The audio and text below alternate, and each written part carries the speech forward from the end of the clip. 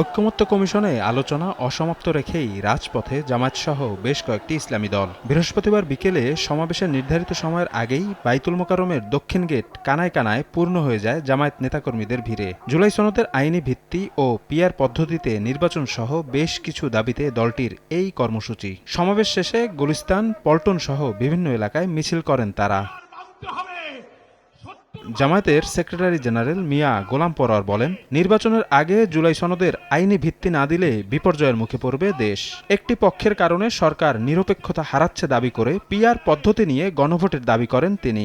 দুঃখজনকভাবে কোন শক্তির কাছে, প্রভাবের কাছে মাথা নত করে সরকার এবং এই সিদ্ধান্ত গ্রহণকারী কর্তৃপক্ষ কখনো কখনো লেভেল প্লেইং ফিল্ড রক্ষা করতে পারছেন না। গণভোট দিন, পিআর পক্ষে আছে কি বিপক্ষে আছে, জনগণ যদি পিআর মানে তো আপনাদেরকেও মানতে হবে, আর জনগণ যদি বিপক্ষে যায় আমরা জামায়াত ইসলামী তা মেনে নেব। একই সময়ে বাইতুল মোকাররমের উত্তর গেটে সমাবেশ করে বাংলাদেশ খেলাফত মজলিস। দলটির মহাসচিব মাওলানা জালালউদ্দিন আহমেদ হুঁশিয়ারি দেন, জুলাই সনদ বাস্তবায়ন না হওয়া পর্যন্ত ঘরে ফিরবেন না তারা।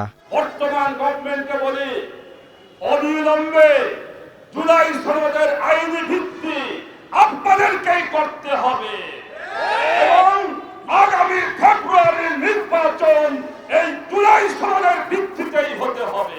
এর আগে দুপুরে বাইতুল মোকাররমের উত্তর গেট থেকে বিক্ষোভ মিছিল করে ইসলামী আন্দোলন বাংলাদেশ। মিছিল পূর্ব সংক্ষিপ্ত সমাবেশে দলটির সিনিয়র নায়েবে আমির সৈয়দ ফয়জুল করিম বলেন, পিআর পদ্ধতিতে নির্বাচন হলে নতুন করে কেউ স্বৈরাচার হতে পারবে না। পিআর নির্বাচনের সবচেয়ে বড় ফায়দাটা কি? ফ্যাসিস্ট তৈরি হবে না, কালো টাকা সরাসরি হবে না, পেশির শক্তি ব্যবহার করতে পারবে না, ভোট ছিনতাই হবে না, কারোর ভোট বিফলে যাবে না, পচবে না।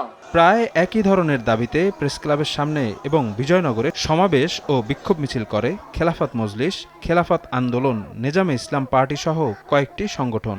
আমরা চাই সুষ্ঠু, অবাধ, নিরপেক্ষ নির্বাচন।